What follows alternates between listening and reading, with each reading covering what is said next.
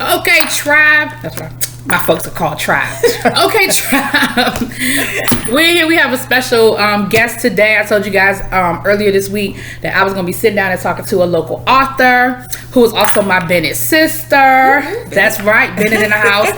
And she has a new book out. Uh-huh. And so we're going to talk about the new book. We're going to talk about her journey in writing this book, because it's not quite like we were talking off camera. It ain't what people think it is. Right. I didn't even know what to expect when I opened up the box. I was just, but I'm loving it. So first off, I want to start you, Jen-ai. Why I call you Jen-ai? Jen-ai Childress. Yes. Okay. You tell us about yourself. Tell us who is Jen-ai Childress. You tell us whatever you're comfortable with people knowing about you. I don't know. You don't? Okay. No, okay. Then I'll ask more specific questions. So where did you grow up, Miss Jen-ai? I was born and raised in Queens. Okay, see, Jamaica, Queens, Laurelton, New York. Okay. And she's so New York. I'm so New York. Especially when I get mad. She's really, so New York. really New York. How I got to DC, well, back up a little bit. Went to Bennett College together. From there, I graduated. I came to DC, started working. I've been in the school system. I was married for 16 years. I have 2 children. Life, things happen. Life is what it is. Got a divorce. And while I was married, I moved to North Carolina. So I spent about 5 years in North Carolina. After the divorce, I decided to come back to the DC area. More opportunity, more creativity is able to flow for me while I'm here. Right. New space. Yeah. So I came back, and in between my life, I wrote 3 books. So 2 different genres. Right. Two totally different genres. So the first 2 books are children's books that deal with children dealing with a parent that has breast cancer and how to cope with that. We lost one of our Bennett sisters to breast cancer. Absolutely, yeah. In 2017. Yes. So then my girlfriend and I, Jocelyn Biggs, who was another Bennett Bell, started a nonprofit called Kids Wear Pink Too, where families can purchase the book to help support them to get through the process of how to just get through coping with breast cancer. Yeah. Right. And so I'm gonna just put, and all of this is on Amazon. So this is the book. Well, that'll be on Amazon. It will be on Amazon. Okay, in October, because you're relaunching in October. Yes, okay, so I'm gonna have all that stuff up when we do the relaunch, when she does the relaunch. But we're relaunching in October. But this is the first book, Kids Wear Pink, and 2. As in also, because we know that pink is the universal color for breast cancer. And so it really talks about, and it's a really good aid when you're sitting down trying to talk to your children. I actually gave the book to, I told you off camera, I gave the book to my cousin who had a battle with breast cancer a few months ago, and she did not know how to tell her kids. And exactly, at first she wasn't going to tell them, and we were like, you can't do that. Right. When you start going through the chemo and things, you have to talk to them. And so I actually gave her this book. And this book is My Beautiful Mommy. Yeah, London Giselle Hall presents My Beautiful Mommy. My Beautiful Mommy. And it gets into the hair and just the being tired and dealing with that whole process. And again, and her kids are older. Her kids weren't even as young. London is the daughter of our Belle sister. And so I'll definitely have that information up. But yeah, so when you stuck, because you did a build up on and I was just like, you was having photo shoots and stuff. I said, what is she doing? My dad called me and was like, your uncle told me that you're doing some type of photo shoot. Right. I was like, what? He was like, for a magazine. I was like, that is not a magazine. And whoever that photographer is for now, those pictures. Jay Alexander, DC, he is. Let me tell you, those best. pictures. I love him. Those pictures were phenomenal. But I was like, what she got going on? 30 days of loving you. I said, okay, she building up to her birthday. I thought you had maybe some birthday thing going on. And I say those pictures were gorgeous. I might pull one to put as a thumbnail for this interview. And you can put the promo video up as well in my stylist. Because that promo, Armani did an amazing job. The publishers, Tariq and Yvette and Mustafa Tariq did a fantastic job with it, and I'm happy. Okay, it's a good book. So now this is the book, and I talked to you guys about this book a little bit earlier this week if you were on the live that we did. If not, you can go back and look at it. But the book is 30 Days of Loving You When Life Isn't Full of Roses and Glitter, baby. Now you said off camera that a lot of people thought this was going to be about your divorce. Yeah. So you kind of hit people with the okie doke because people thought they was going to get a tell off.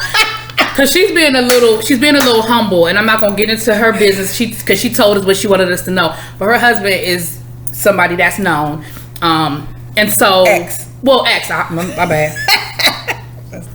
Ex is somebody who's known. And so I ain't going to get into that because you ain't say it, so I ain't going to say it. But...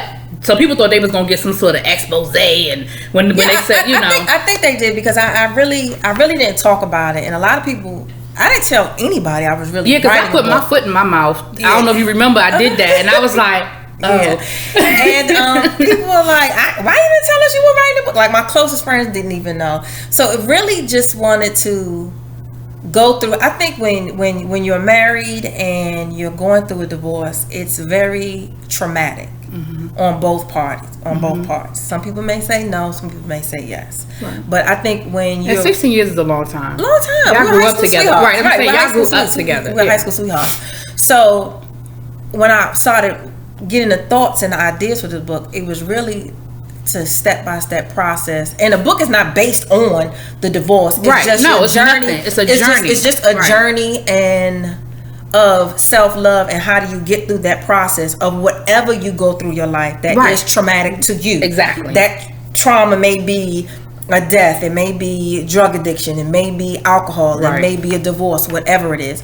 But this book is for women to really take a step-by-step, day-by-day process of 30 days of loving you. Mm-hmm. And like the title is, When Life Isn't Full of Rose and Glitter, because so many times, especially with social media now. You took the words right out of my mouth. You took the words right out of my mouth. You assume that people are living these glitzy, glamorous lives, on the inside they're broken into a million pieces, and they're not horrible people, but they're just going through so much that they hide within that. Yeah. And a lot of times they're not able to, get in it. So they just cover it up all these years, and you have all these issues. So what I went through was really an influence for this book. It really wasn't about it. Right, because again, it's universal. It can be for whatever trauma that you may be going through, and like you said, of loving you. Because I think, like you said, in this Instagram society or social media society, I saw one time somebody said, people don't post their failures, don't be fooled.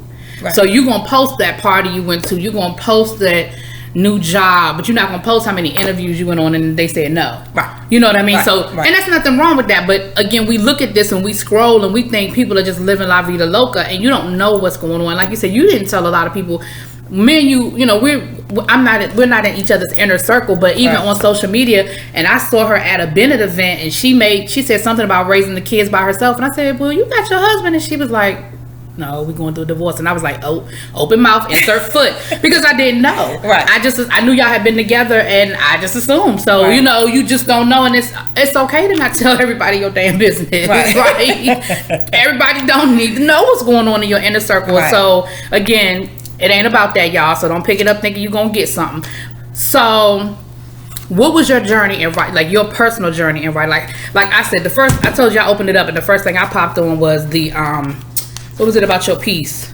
Your piece, what does your piece look like, feel like, and sound like? Yes. And, this is it too right here. If it costs you, your piece is too expensive. I said, baby. Because seriously, and I'm actually, not to tell my business, but I'm actually going through a process myself where I was allowing something to cost me my piece. And I'm normally a very forceful, take me or leave me, love me or hate me kind of person. Right. But when I do get emotionally involved, I'm a Cancer baby. When I do get emotionally involved, I'm in it. Yeah. And Cancers give until, now when we hit that wall, that's a wrap. Right. And you can't come back from that. Right. But in that process of getting to that wall, so for me, this is something I know for myself, this is something like, well, I'm going to have to focus on this one.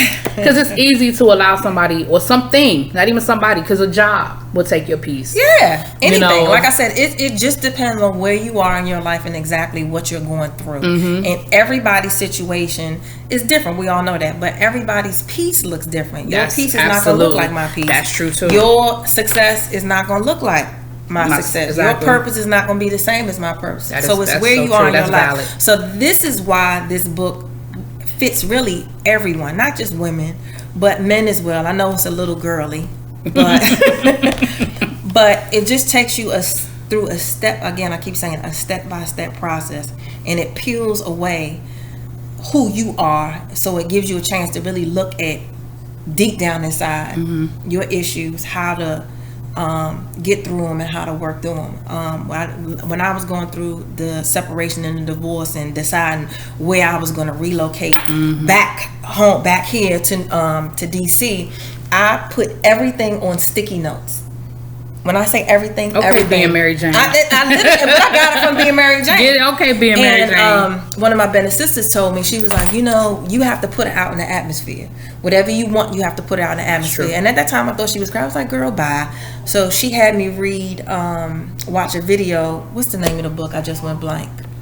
Secrets of... The Secret? The Secret. Okay. I watched the video on The Secret, and I was just like, wow. That's a good one. That is a good one. But at that time, I was in a really... Can we cuss on here? Yeah, girl. Go on, curse. Say what you gotta say, baby. I was in a fucked up place. Because sometimes that's the only words you have to describe it. Like, really was. Right, and it was like a really dark moment for me. And I just wasn't me. I was losing weight, I got down to like a size 2. I wasn't eating. You was that size 0 you be arguing about? What? That's an inside joke. My fault. Her and her friends arguing in Target about what size they wear. But I was in a deep dark place, so for me to write these things down, so I just went to Staples, got me some sticky notes, and I just started writing down. You're gonna get through this. You are amazing. You're going to work here. You're going to make this amount of money. You're going to live here. You're going to do this. And I had to really put it on my mirror, and I would actually look at it every day. Every day. And a lot of the stuff came true. Like, I didn't have a whole lot of money and, right, balling and all this, but it was a process. And I think that when you're going through that process, you have to trust the process. So that's one of my things. You have to trust it. And sometimes we don't, because we get so caught up of what are other people going to think, what are other people going to say, and or how other people going to treat me if I don't live at this certain place, or I don't work at this. But I don't carry this certain bag. At some point you just got to not give a damn and focus and worry about you, because at the end of the day, you are there for you. Right. You're gonna have people that are in and out, that come in and out of your lives. You're gonna have situations that affect that. But at the end of the day, you have to be able to have a sound heart, a sound mind, and know what your peace looks like for you. And I think, okay, so I'm gonna pick up on that, because that's valid. You have to figure out what your peace looks like for you, because again, in this social media world that we live in, and we always want to aspire to what somebody else has, you have to figure out what is that going to look like for you, and what your boundaries are, what your I will and won't do's, I guess, so to speak, are.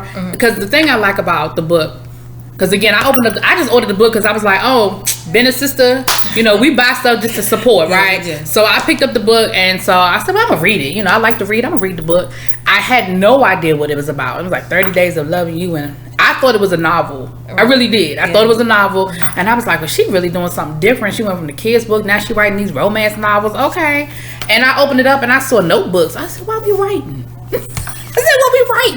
But what I love, it is a journal. It is a day 1, day 2, day 3. It is a journal, and it and it gives you your, I guess for lack of a better word, your meditation for the day. And it gives you space to write, and however you choose to write it. You can long form, you can bullet point, because this is yours. Yeah. And she said one of her former students suggested that we put a little lock on this, like old school, like a little diary back in the day. Right. But put it in the back of the dresser or wherever, in between the mattress. Exactly. Right. Put it somewhere where ain't nobody gonna find. Right. Put it where you hide your porn. Right. Ain't nobody gonna find it. So. But I as I went through it, I said, I'm going to do this. And what I decided, I was telling Jen-ai off camera, we were talking earlier this week about a book club and about doing a book for the book club. And I was like, y'all, I don't know. I had to let y'all know about that. But this is what I decided. I'm going to do this starting September the 1st. I'm going to do my 30 days for the month of September, which is a good time to refresh for people like ourselves, because we are in education. And September is a sort of a rebirth, so to speak. It's a new year. As much as teachers are burnt out in June, most of us are exhilarated and excited for the possibilities of a new school year. Yeah. Who are my students going to be? What is it going to look like? Regardless whether you're a principal all the way down to the custodian. Yes. Yeah. It's always something new and refreshing. So for me, September is that I feel like it would be a good time to sort of detox, because that's the beginning is we detoxing. Yeah. You have to get all the old out before you can bring the new in. Yes. And so what I'm going to do, you guys, and I'm going to do another video about this. I'm going to go live another day and we're going to talk about this again. Order the book. I'm going to put the link, the Amazon link in the description. Order the book. And on September the 1st, as a community on my YouTube, we are going to do this step by step. And even if it's just a 10-minute check in with everybody. Did you do it? What you think about it? How you feel about it? For those who want to participate, and I'm going to give Jen-ai, because she's new to the YouTube thing. We've been talking about it off camera. But I'm going to give her all the information and give her the opportunity to even pop in with us and talk. I'll let her know when we're going to do it and let her talk to us and just share. Now, you know, again, everybody got a schedule, so we know how that works too. Yeah. But we're going to, out of 30 days, we're going to work this out, okay? Yeah. But I thought about this. That's why I got an idea. I thought about it yesterday because, like I said, I'm sort of coming out of a situation. I'll tell you off camera. Okay.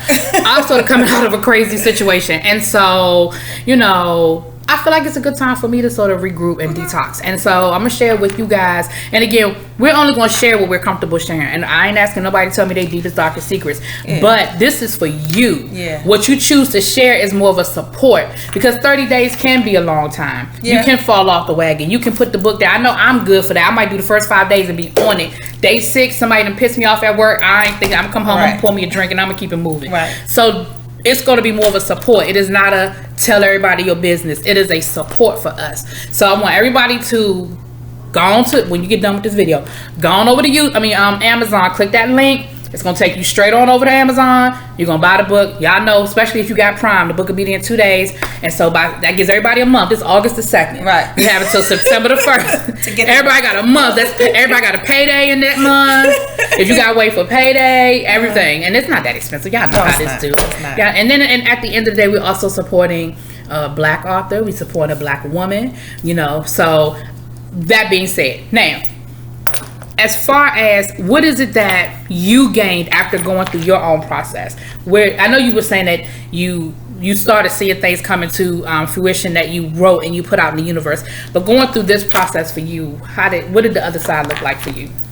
Your piece. Well, at first you don't see it. Okay. Because whatever you go through, it's like a storm. Right. You just don't see it. So you just going through day by day motions with it, emotions and moving around. But when it's like the smoke clears, it's like, damn. What was I doing? Like, it really makes you sit back and reflect of who you are. And listen, we all not perfect. Hey, and you know, I'm now in a new loving relationship. I wasn't going to ask your business, but I was going to ask. And I can see that some of my issues that I've had, some of my Jen-ai quirks, that's what I call them. Okay. I see them clearly now in this relationship. Okay. So for me, it's easier to reflect back and be like, oh, tripping. Let me get it together. It's me. So. And you go through that because you grow, you mature, you become mentally stronger, you become mentally better spiritually where you are in your life. So those are the kind of things that when the smoke cleared for me, I was like, wow. Okay. Like, because that's what I was going to ask you. Not because it's funny, we were going to do this earlier. We got to running our miles, and I met her new man, and so, and we, you know, not getting into business, but do you feel that you were in a better place to receive him after going through this process? Like do you feel like before where you were that you would have been open to him? No. Because I think especially when you go through a divorce, you kind of just like, you just feel like you're out there. You just really don't know what you know what you want, but it's like, do I really feel like going through this again? And, you know, I don't regret my marriage. Right. Because he was a good father. Right. You know, we were just two shitty ass spouses sometimes through the Right. years, and I can own up to that, and I can say it, and then it's okay, and it's not to say anything against him, but and people grow apart, and sometimes people, when you grow apart, that's it. It's like, it's okay. Like, I know biblically when you get married it says to death do us part, and people don't believe in divorce, but sometimes you just gotta go. Like, you gotta go your separate ways, and it's okay. But we're in a good space right now. You know, we talk. It's not like, oh, I can't stand it. Right. It's not even like that. We have 2 beautiful children. Yes, they that are. we raised. That are doing very well, and we'll send each other a little jokey text every now and then. Like, look, like, what's your son doing? Just simple stuff like that. Right. But I just think that you have to get to that place. Mm-hmm. And that does not happen overnight, because I was not there. I'm telling you, I was not. But you get there, and it's like, life is short. Like, man, it's so short. And we at the age now, people are like dying, waking up, having heart attacks and strokes, and different things, like, and it's just short. And it's just like, you gotta learn to love. You gotta learn to be at peace with what you've done and who you are and what has happened, and that's just where I am. So I don't trip off nothing anymore. That's what I'm trying to get to, because stuff still gets me. And at work, it's funny because it's even spilled over into my work. Like, I love I love teaching. I love teaching kindergarten. I love it. I don't stress. My coworkers be like, oh God, we gotta get this done. I be like, girl, it's gonna get done. Tomorrow's still gonna be Tuesday. Honey, and see, I'm still trying to get to that. I'm still trying to get to that piece, because for me, that is definitely I'm trying to get there. Yeah, I'm trying to get and there. it's a work in progress, and I'm not the self-claimed self-love doctor now. And, right. What you come here, beloved. Yeah, that ain't me. I'm just speaking about my experiences and where I am now. In my life, I don't like, if I feel like if I meet you and my energy's not right, I'm good. Oh my God. I'm so good. That is so, oh my gosh. Let me tell you something. Something happened to me yesterday, and I was going to post it on Facebook. When that little voice in the back of your head tells you, baby, follow that voice. Call it God, call it intuition, call it whatever you want to call it. But when that voice is speaking to you, I cannot tell you. Yesterday was probably just the latest example. But when I tell you, listen. Listen to it. And like you said, if you going somewhere and that energy's not right, and it's something that's not sitting right with your spirit, listen to it. And as soon as you can, you just excuse yourself from that environment. Yeah. And sometimes it could be a job. A job could just be toxic. Yeah. I had a job one time, and I was teaching at a school, and I'm not exaggerating, I started getting depressed on Saturday night. Yeah. Because I was like, damn, tomorrow's Sunday. Yeah. And I gotta go back to that building. Like, it was like I couldn't even enjoy. I enjoyed Friday night and half of Saturday, and then I started stressing out again, or getting, depressed is a strong word, because I don't like to overuse it, because I don't want to, but it was something that just wasn't right in my spirit, in that environment, and I just had to go. And I've never been the person. The thing about it is, when you stay in an environment that is not able to cultivate positive energy, you're gonna stress. Mm-hmm. And that stress comes out in, maybe you're the stressor that eats a lot. Maybe you're the stressor that doesn't eat a lot. Maybe you're the stressor that likes to drink. Maybe you're the stressor that likes to smoke a little weed. Right. Whatever that is, your stress it's gonna happen, and it leads to other things. Like, absolutely. You don't realize how much tension you carry in your shoulders. Yes. You don't realize how much, when you sleep, you might grit your teeth at night. And it affects your health. Yeah, and it really affects your health. So you have to learn to release it and let it go. And I work out, like, so my niche right now is, she does. I be following her. Eating my Cheetos, like, girl, that was a good workout. It's for me, that relieves my stress. Like, I go, so I spend 3 days a week. I ain't the size. I'm not gonna say, we ain't even gonna go there in case my girlfriend is watching. But I'll spend, because for me it relieves stress. Right. Like, I'm good. So I don't walk around with that tension and my face on my skin. All that affects everything. It affects your health, it affects you physically, it affects you mentally, it affects you spiritually. So if it does not have good energy, I'm good with it. And I'm alright to walk away. I'm good. We'll get there. This gonna help me. I stay too long at the party. No, but once I leave, I'm gone. But I stay too long at that is my what you want to call it, Achilles heel. But I stay too long at the damn party. But baby, when I am gone, you can't get me back. And that's the thing with me. It's just, and I'm not real big on signs, but when I read certain signs, I can definitely see my friends who are in those pockets. And baby, I am a Cancer all day, every day.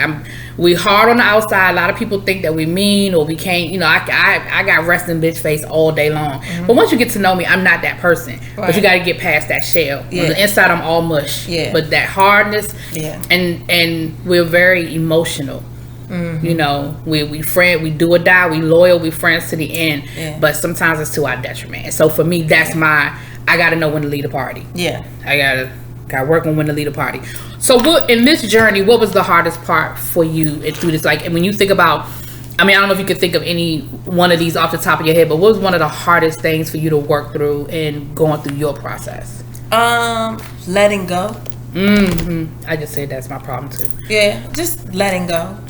I think a lot of times you hold on to those memories. And those, like, you might see something that'll trigger a memory. You might smell something that might trigger a memory. And it takes you back to that moment. And you just be like, fuck, like, damn. And you can't stay there long. Like, you got to get in there, get in that pocket, like you said, and get right out. Like, you can't sit in there and dwindle on it. And I think a lot of times, especially now with social media, you know, it's so easy to put, you know, a picture up and somebody will be like, oh my God, da-da-da. And it's just like, you know, that memory is always there. And that's fine, because that's what it is. It's a memory. That's it. That's it. That's all it is. It's a memory. What about the idea of what you thought it was going to be? Was that hard to let go of? Like, for example, and again, the possibilities of y'all's young love. I'm using an example of the divorce. The possibilities of y'all young love and what you thought 20 years was going to look like, or 25. Was that hard to let go of? I mean, a little bit, because I think as women, from the time that we are brought into this world, we come through our mothers. We're groomed to be nurturers. We're groomed to be loving people. We're groomed to taking care of people and stuff like that. Right. You're groomed to say, okay, you need husband and wife and kids and a picket fence. From my era, that's what it was. And I know now it's changed. It's changed a whole lot now. Right. But that's what you're always groomed to do. So when that doesn't happen, it's like, oh, well, what did I do? You always might look at it like, oh my God, did I do something wrong? What did I do? And you have to be able to say, okay, it didn't work out this way. So in my mind, I had to process, all right, you know what? God has this plan for me. Only He knows what my plan is. I may go off the track, but I got to get back on track to make sure that I need to get where I'm supposed to be. So you have your failures, you have your disappointments, you have your distractions. But at the end of the day, and when I go to bed at night, I have a peace of mind. I can think clearly. And that's the biggest thing, being able to think clearly. And I don't have any regrets of anything that has happened, because I know that the person, everything that I have gone through is made me who I am today, where I am today. Yeah. So I'm good with that. Yeah. You know. Now I do firmly believe that there's a lesson in everything. Truly a lesson. You know. Now what we choose to take away from it, but there is a lesson in it. You know, there's a lesson in everything. Okay. Well, like I said, I'm looking forward to going through my process and seeing where I am on the other side. Like you said, what my peace looks like. Is there anything else you want to share about your process and your book and your experience? It's been about 30 minutes, so no. I think as women, you just need to, if it's toxic, just let that thing gotta go. Let it go. It's gonna be all right. And I'm not even talking about it's gonna be all right. It's gonna be all right. But I'm not even talking about a relationship or a marriage. I'm talking about anything. Yeah. It could be a job. Absolutely. It could be, whatever. And if you have something that you really are passionate about and you think that you'll really do it. Like, just do it. Do it. Oh, life is so short. Yeah. Life is so short. Okay. Well, you guys, once again, like I said, we'll revisit this, because this is definitely a journey that I want to embark upon, and I would like for as many of you all to join me as possible. So we'll get into that later. We'll put it all together. We got a month to figure it all out. But I want to thank you, because we've talked off record longer than we done talked on the record, but we just been running our mouth. But it's been some great conversations, and y'all might see her again, because there's so much to add and just different areas we've been talking about today. We've been talking about the criminal justice system. We've been talking about education, you know, just our childhood, different things that, you know, every era has a staple on it. And unfortunately, our childhood has the era of the crack epidemic and AIDS epidemic, if you, and so there's a different staple and there's an experience that, even though I grew up in DC, she grew up in New York. There's a shared experience there, and we talked a little bit about that as well. So anyway, you may see her again. I might get her to come talk with us sometime. But I want to thank you for your time. I've had a good time, girl. Thank you. And I will talk to you guys later. Leave it in them comments. Tell me guys what you think, and I'm even let her know what y'all talking about. Okay, peace.